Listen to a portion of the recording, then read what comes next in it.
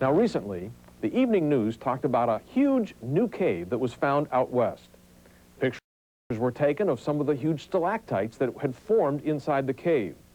And it was mentioned during the television interview that the guides who take people through the cave constantly tell them, don't touch the stalactites. The reason for this being that supposedly it took millions of years for the stalactites to form. Well, if it took millions of years to form stalactites, then the Earth must be millions of years old. I asked Dr. Hovind to comment on this, and this is what he said. I found it especially interesting. Listen. If you go into a cave, the guide will say, don't touch the stalactites. They take millions of years to form. The guides are taught to say this. It seems they're all reading from the same script, I believe. You know, over millions of years, these formations slowly formed in this cave.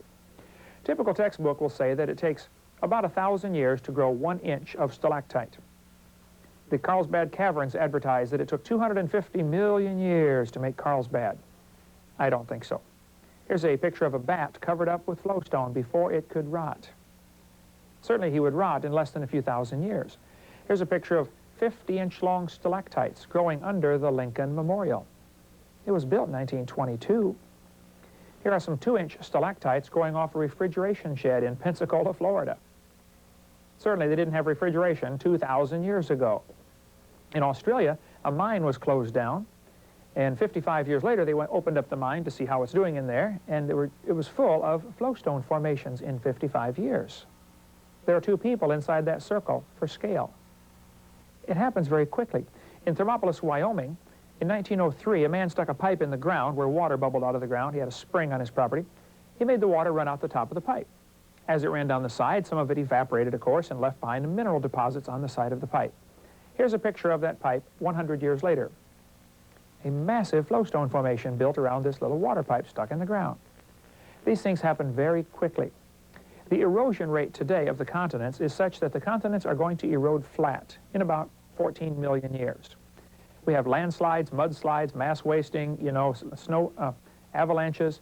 Nothing ever falls up, it always falls down. At the rate of erosion, we're going to go completely flat in 14 million years. Well, okay, then the question is, how can they claim there are fossils that are 300 times older than that, still above sea level? They should have washed out to sea 300 times. The simple fact is the Earth is young. It cannot possibly be billions of years old. Have you ever visited the Grand Canyon? If so, you probably heard one of the guides say that it took millions of years to form it. Well, is that true? Dad presented this question to Dr. Kent Hovind, and this is what he said. What about the Grand Canyon? Didn't it take millions of years to form Grand Canyon? I was in a debate recently, and the professor got up and he said, now folks, Mr. Hovind doesn't know what he's talking about. Obviously it took millions of years to form the Grand Canyon. Textbooks often tell the students that it took millions of years to form the Grand Canyon. I told this scoffer who was in the debate with me, I said, now sir, did you know if you built a dam across Grand Canyon, a gigantic lake would build up behind it? He said, well, yeah, obviously. I said, the lake would be so big, it would cover several states. He said, yes, I know that. And those are big states out west. I said, now, did you know that the top of Grand Canyon averages about 6,000 foot elevation? I know one side's higher than the other, but the Kaibab uplift as it's called, but about 6,000 foot elevation above sea level. The river at that point, where it flows through the canyon, is 1,800 feet above sea level, over 4,000 feet below the top of the canyon. He said, yes, I knew that. I said, well, sir, did you know as the river flows downhill through this canyon, the ground is going uphill. The river's getting lower and the ground's getting higher at the same time. So the river actually flows through an ancient dam, a wrinkle in the mountains called the Kaibab uplift. He said, yes, sir, I knew that. I said, well, sir, the place where the river enters the canyon is 2,800 feet above sea level. It flows downhill from there while the ground goes uphill. Rivers don't flow uphill. You see, the top of the canyon is higher than the bottom by over 4,000 feet. The top of the canyon is also higher than where the river enters the canyon. There's no possible way that river made that canyon, since rivers don't flow uphill. The flood made Grand Canyon. There probably was a massive lake dammed up for a few weeks or a few months, maybe after the flood was over. And as it filled in higher and higher, it breached over the dam, the Kaibab uplift, and all that water went rushing through. If the Colorado River made Grand Canyon, where is the delta? Where's all the material that washed out? Truth of the matter is, it's clear out in the Pacific Ocean someplace. It went rushing through there so fast, it probably carved Grand Canyon in a couple days, maybe a couple weeks, certainly not millions of years. We saw a classic example of this at Mount St. Helens. When Mount St. Helens erupted in 1980, it blew all kinds of mud down into the valley. Actually blocked off a creek. They call it the Toutle River. Just a small creek, I would call it. But this Toutle River was blocked off by this mudslide. Well, a few days later, the water got dammed up behind this mudslide and a big lake formed. After a few days, the water was deep enough it was going over the top of the mudslide. Within a few minutes, it washed out a canyon 140 feet deep, 1,000 feet wide, and 2,000 feet long. And it washed out this massive canyon in 15 minutes. What happened was the water picked up a lot of sediment and debris and logs and everything else, and as it began flowing through this hole, it became like liquid sandpaper. It was extremely abrasive. And it ate through an old lava flow, 100 feet of solid rock. It carved it through like it was butter. That's what happens. Plus you get the phenomenon called cavitation. Rapidly moving water actually creates a suction. That's what happens at dams. If the water's going too fast through the spillway, it'll suck the concrete right off the walls. And you get this process when a flood, of course, you get massive erosion in a hurry. So those people that are trying to tell our kids that Grand Canyon formed over millions of years simply don't know what they're talking about. At Mount St. Helens, when they went down into the canyon after the eruption was over and the erosion took place, they noticed the sides of the canyon had thousands of layers, finely stratified sediment layers, formed in a few minutes. As the mud flowed into the crack in this mountain range, it stratified into layers, thousands of layers. See, moving mud, flowing mud, or flowing in turbulent conditions, automatically stratifies. What we see in the world is overwhelming evidence of a worldwide flood, because if you look at Grand Canyon in a cross-section, you'll see thousands of layers of sediment. Today, they're hardened into rock, a variety of different kinds of stone, but they're all sedimentary rock. Those had to form over the period of the one-year flood. The textbook says those layers are different ages. That simply cannot possibly be true. Those layers are not different ages. And of course, then somebody says, no, wait a minute now, doesn't it take millions of years for things to petrify? Well, no, it doesn't. The logs that were blown into Spirit Lake when Mount St. Helens erupted began floating around the lake, and there were 2,000 acres of wood floating on the lake. I've been up there to see it several times. Many of these logs got waterlogged, and they began floating in the upright position. Then they started to sink to the bottom. When they sank to the bottom, they stuck in the mud, standing up, and more sediment layers are filling in around them. Some of the logs right now are 15 feet deep in mud. It only happened in 1980. Here you have logs standing up, running through many different sediment layers.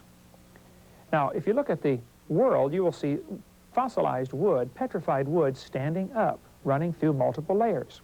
See, the fact is, things can petrify very quickly. Here's a petrified water wheel. This thing petrified. It's wood structure turned to stone. Here's a petrified hat found in New Zealand. Here's a piece of petrified wood from the petrified forest. When they rolled over the log, somebody had chopped on it before it petrified. You can see the chop marks. It doesn't take hundreds of years or thousands of years. Wood can petrify very quickly. I have all sorts of examples of this, but the fact is wood can petrify probably in 10 to 20 years, maybe 50 on the outside, depending on conditions, of course. Here's a petrified tree standing up, running through many rock layers. Petrified trees that are standing up, running through multiple rock layers are very common. They're found all over the world. Here's a picture in Yellowstone National Park of a petrified tree standing up.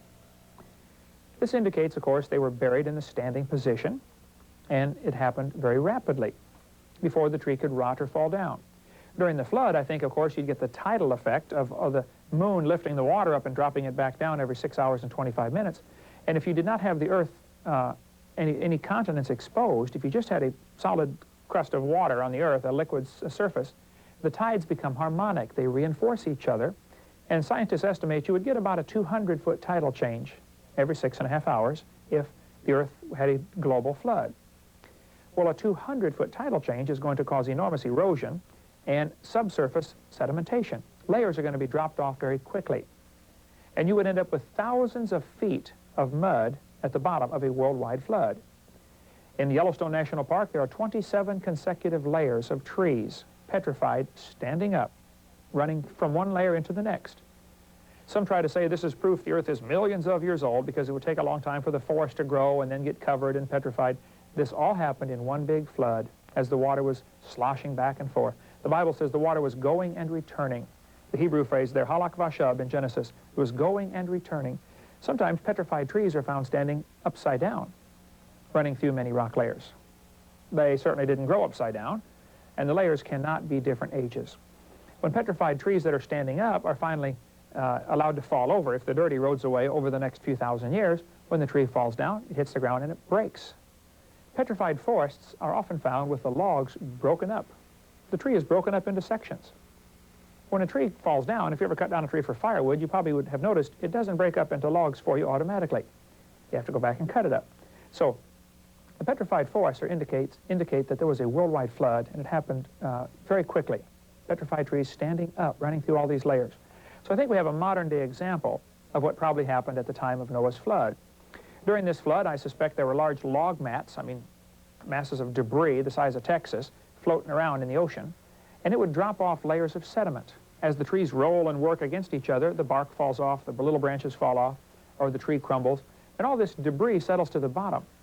If the log mat is stationary for any length of time, it'll leave a pretty thick debris pile at the bottom of the ocean, which later will get covered up by more sediments, and that's why we have coal seams. Almost always, coal is found in layers. There are scores of examples of human artifacts being found in coal. A gold chain found in a lump of coal. A sole of a shoe found in a lump of coal in Nevada. The Bible teaches very clearly that there was a instantaneous creation, a six-day creation, where everything was fully formed, fully functioning, and then a worldwide flood. I think the obvious conclusion we can draw from studying the world is that there is a designer. Somebody made this place. He must have a reason for it. And if you make a complex machine, it's logic to leave behind a owner's manual. Here's how to operate it. And I think the God of the universe that created this world left behind an owner's manual. That's the Bible.